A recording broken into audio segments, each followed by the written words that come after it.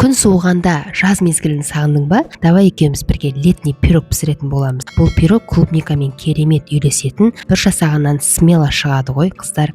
Ішіндегі ингредиенттерді кез келген үйден табылатын ингредиенттер. Алдымен бөлме температурасында 82% сары майға қантпен жақсылап араластырып, оның үстіне қаймақ салып, тағы да қант ерігенше миксермен араластырып аламыз. Сосын ұн мен разрыхлительді жақсылап араластырып, жаңағы массаға салып, бір келкі қолға жабыспайтын керемет қамыр елейтін боламыз. Мінеке қамырымыз дайын болды, өте керемет қамыр. Айтпақшы, барлық толық грамдарын описание бөлімінде қалдырамын. Міндетті түрде осы пирогты жасап, отбасыңызға менімен бірге дәмді ас пен қуаныш сыйлаңыз. Мінеке алдымен оқтаудың жәрдемімен жайып алып, сосын осындай менде пирог пісіретін арнайы таба, диаметрі 24 диаметр, ұзындығы 2 см биіктігі. Осымен бортиктерін бәрін қолмен басып, керемет қылып жайып алатын боламыз. Енді начинкасын жасаймыз. Начинка үшін бізге жұмыртқа керек. Жұмыртқа мен қантты жақсылап венчиктің жәрдемімен араластырып аламыз. Сосын үстіне қаймақ, менде 25% қаймақ және кукурузный крахмал салып жақсылап араластырып аламыз. Енді ең басты маңызды начинкамыз клубника. Клубниканы осылай басын алып тастап, ортасын 4-ке бөлетін боламыз. Сол кезде арасында жақсы болып пісетін болады.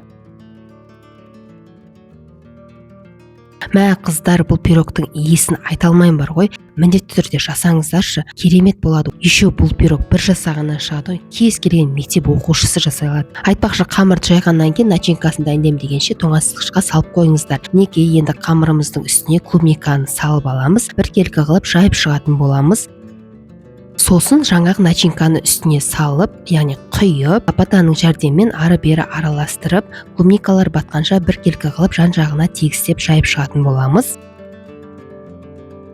4-5 клубниканы алып 2-ге бөлгенмін, бетіне осылай декор ретінде сәндеу үшін. Оларды да қойып, қызып тұрған 180 градус пеште 35-40 минуттай пісіріп алатын боламыз. Мінекей қыздар, менің пирогым пісіп шықты. Дәмі өте керемет, міндетті түрде жасаңыздар. Бір жасағаннан смело шығатын пирогтардың бірі. Айтпақшы, менің YouTube каналымда бір қамырдан 2 түрлі пирог, карамельный, восточный, сметаник, кез келген пирог, сонымен қатар торттардың тегін мастер-классы бар. Міндетті түрде тіркеліңіздер. Сонымен қатар келесі видеода қандай рецепт болғанын қалайсыздар, оны да комментарияға жазыңыздар. Айтпақшы, сахарный пудраны сепсеңіздер, вообще түрі керемет болады ғой, қыздар. Сіздермен бірге болған Мадина. Комментарияда сіздің пікіріңізді күтемін.